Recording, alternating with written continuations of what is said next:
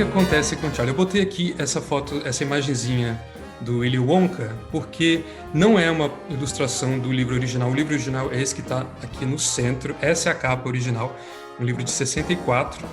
Mas eu botei ali do lado porque é uma ilustração, aliás, o tópico de amanhã, né, é uma ilustração do Quentin Blake, que acabou se tornando o ilustrador de todos os livros do Roald Dahl. Então, se vocês olharem aquela coleção que eu mostrei antes, ela é inteirinha ilustrada pelo Quentin Blake, que virou assim o, o ilustrador clássico, assim, é o traço que a gente já remete às histórias do Roald Dahl. E esse é o Willy Wonka do Quentin Blake.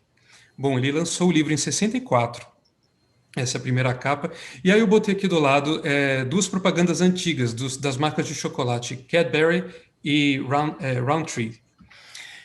Por quê? Porque voltando lá para aquela escola, aquele colégio interno dele, né, o Repton, quando ele estudava lá, a fábrica Cadbury mandava os chocolates novos que eles estavam criando lá para a escola, para as crianças provarem, para eles testarem esses chocolates. E o Roald Dahl era a única coisa que ele gostava daquela escola, na verdade, provar os chocolates novos. Então ele queria criar uma barra de chocolate completamente nova para mostrar para o Sr. Cadbury, o dono, né, da Cadbury, para que ele pudesse ganhar um prêmio. Então, na verdade, o Charlie nasceu lá da infância dele. E por que eu botei essas duas marcas? Porque essas duas marcas, elas eram rivais na época. A Cadbury ainda existe, né? Acho que não tem no Brasil, mas quem já foi para os Estados Unidos, para a Inglaterra, já provou Cadbury. E a Roundtree não existe mais, mas na verdade foi essa empresa que inventou o Kit Kat, que existe até hoje, porque a Nestlé comprou essa empresa. Então, na verdade, ela ainda existe dentro da Nestlé. Mas por que essas duas empresas? Porque elas lutavam, elas eram competidoras, e uma enviava espiões para outra. Então, assim, elas ficavam se espiando para roubar as receitas, e aí acabou que elas tiveram que fechar suas portas e essas empresas funcionavam em segredo praticamente, ninguém podia entrar, tinha toda uma operação de guerra para entrar na empresa. Então ele também se baseou nisso, que ela achava isso muito louco dessas fábricas de chocolate viverem trancadas e como é que é lá dentro. Ele imaginava que existiam grandes máquinas futuristas lá dentro, então foi daí que ele pensou em escrever o livro. E eu botei aqui embaixo uma imagem que é do Oliver Twist, do Charles Dickens. Por quê? Porque o Roald Dahl, o Charles Dickens era um dos autores favoritos, né, do Roald Dahl, e ele repetiu muito essa fórmula, né? O Oliver é um menino puro, né, que enfrenta um mundo de adultos grotescos e assustadores e também tem uma recompensa no final. Então, na verdade, o Charlie é quase como se fosse uma adaptação do Oliver Twist.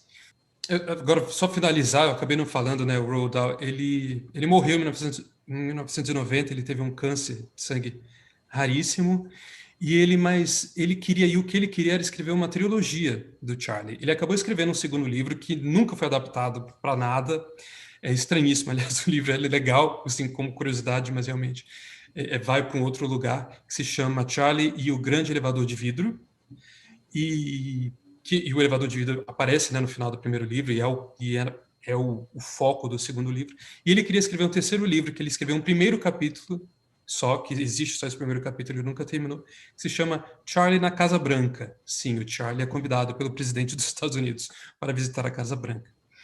E ele não pôde terminar, porque ele morreu antes de completar a trilogia e acabou que só o primeiro livro realmente ficou famoso. E o livro ele é um dos livros mais lidos, né, da língua inglesa, né, nos países de língua inglesa, né, todas as crianças leram, e todos os adultos leram quando eram crianças. E claro, assim, ele fala, né, ele tem essa coisa grotesca, né, todo mundo conhece a história, imagino, dos filmes, né, então não vou precisar contar aqui exatamente, mas as crianças que são selecionadas para entrar, né, tirando o Charlie, todas elas são egoístas, e todas elas acabam tendo um destino bastante cruel e grotesco. E claro que muitos adultos, né, críticos na época falavam, nossa, mas esses contos né, essas histórias são muito pesadas, como é que ele botou essas crianças sofrendo, né, essas punições? E, na verdade, como ele conta tudo, né? Como o Roald Dahl, ele tinha essa coisa, né, de criar uma linguagem nova, né? Ele adorava neologismos, onomatopeias, e ele tem um jeito muito delicioso, né, de contar essa história. E é tão absurda, né? Ele trabalha, né, com absurdo. É tão absurda que deixa de ser chocante, né? E é engraçada, vira uma coisa realmente de um humor sombrio, né? E não tem muito sentimentalismo na escrita dele. É uma coisa realmente mais... O coração realmente vem do personagem principal inocente que no final consegue o que ele quer. Mas a história, ela trabalha nesse lugar aí do absurdo, do grotesco. E o Roald Dahl falava, as crianças estão acostumadas, né? Elas leem contos de fadas.